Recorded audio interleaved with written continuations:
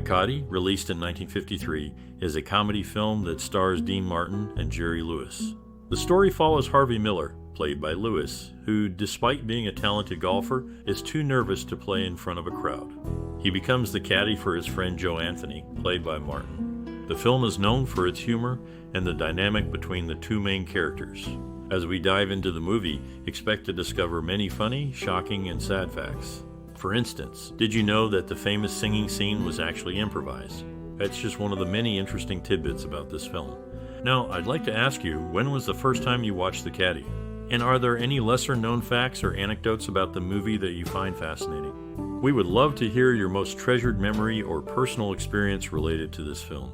Share your stories and memories in the comments below. Your insights add so much to the conversation.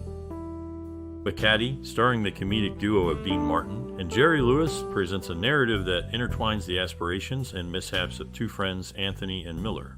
The film traces their journey from humble beginnings to stardom, showcasing their dynamic on and off the stage. Dean Martin, portraying a young man eager to escape his father's fishing business, crosses paths with Jerry Lewis, a character prone to losing jobs and engaged to Dean's sister.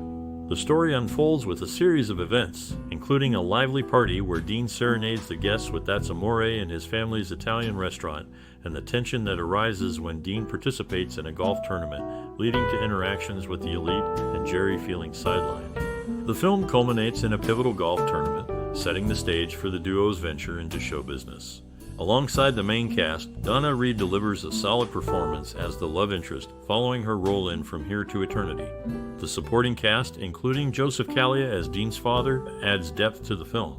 Despite its shortcomings in direction and production, The Caddy offers a glimpse into the early career of Martin and Lewis, providing entertainment through its portrayal of their iconic partnership and the comedic scenarios they navigate.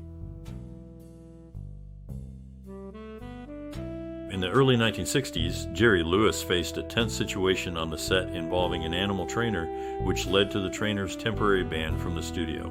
Dean Martin, a frequent collaborator with Lewis, often played characters named Joe, a name he reprised in several films over the years. In a notable shift from acting, Lewis ventured into the cinema business, aiming to create a network of family-friendly movie theaters. Despite the initial promise, this endeavor encountered difficulties and eventually failed, resulting in legal disputes that were resolved privately. In the early 1950s, a film captured the essence of golf fashion with its plaid opening credits, reflecting the bold style of the era's golf attire. This movie mirrored the real-life partnership dynamics of its two main stars.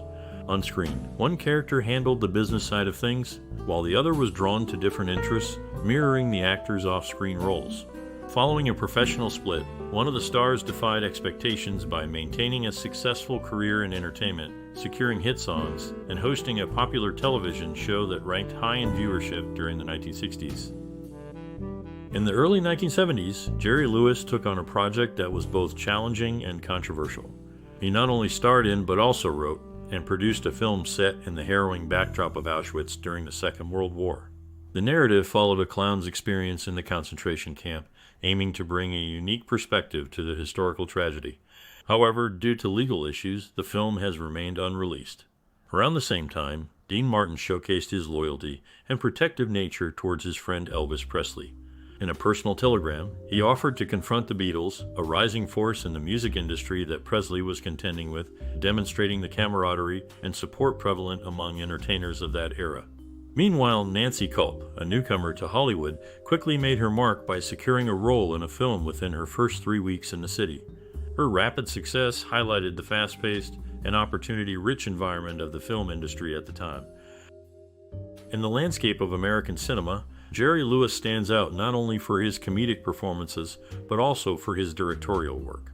His film, The Nutty Professor, was recognized by the Library of Congress for its significance. Donna Reed, another celebrated figure, earned an Academy Award for her role in From Here to Eternity, marking her as the 39th actress to achieve this honor.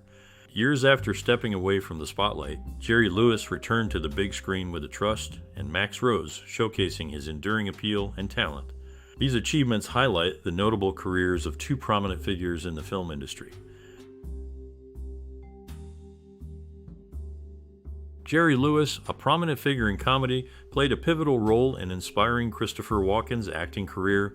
Their encounter during the Colgate Comedy Hour led Lewis to suggest that Walken consider a future in show business. Additionally, Lewis collaborated with Norman Lear, who later created the groundbreaking series All in the Family, on writing several episodes for the same show.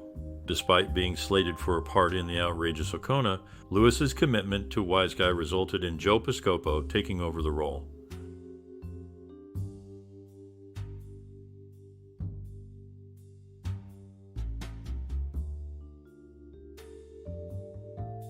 In the early 1960s, a spontaneous on-stage reunion occurred between Jerry Lewis and Dean Martin, marking a brief moment of camaraderie years after their professional split. This unexpected event took place at the Sands Hotel in Las Vegas, where both were performing separately. Martin welcomed Lewis on stage during his act, leading to a short-lived performance together that included humor and a musical duet. Despite the warm reception, this reunion did not signify a lasting reconnection. Around the same time, Johnny Downs was hosting a children's television program in San Diego, which became a staple for young audiences from its inception. Dean Martin's later years were marked by health challenges. After being diagnosed with lung cancer, he stopped smoking and continued to make public appearances, including a performance at his 77th birthday. However, as his condition worsened, he chose not to undergo extensive surgery, ultimately passing away due to respiratory failure on Christmas Day in 1995. His decision reflected a personal choice in facing his illness, leaving a legacy of memorable performances and a life lived in the spotlight. In the early 1950s, a film was released that featured Donna Reed, an actress whose career was detailed in a significant biographical work. Her performances, captured in the pages of the Scribner Encyclopedia of American Lives, reflect her skill and dedication to her craft. Alongside her, Jerry Lewis, a prominent figure in film direction, brought his unique style to the screen as chronicled in World Film Directors. His contributions to cinema are not just limited to acting and directing. He also donated a collection of his works to the Library of Congress, ensuring the preservation of his artistic legacy. This collection includes a film that has been kept from public viewing, but is set to be released in 2025, adding another dimension to his storied career in the entertainment industry. In a spontaneous act during a commercial recording, Dean Martin and Jerry Lewis infused their humor into an unscripted segment, which led to the creation of a sought-after bootleg recording. Meanwhile, the Central Intelligence Agency, aiming to influence the depiction of race in films for audiences abroad, engaged with studios to cast African American actors in positive roles, a subtle yet significant move reflected in the crowd scenes of a major golf match in this film. The comedic duo of Lewis and Martin graced the silver screen in a total of 17 films, showcasing their dynamic partnership and leaving a lasting impression on comedy and cinema.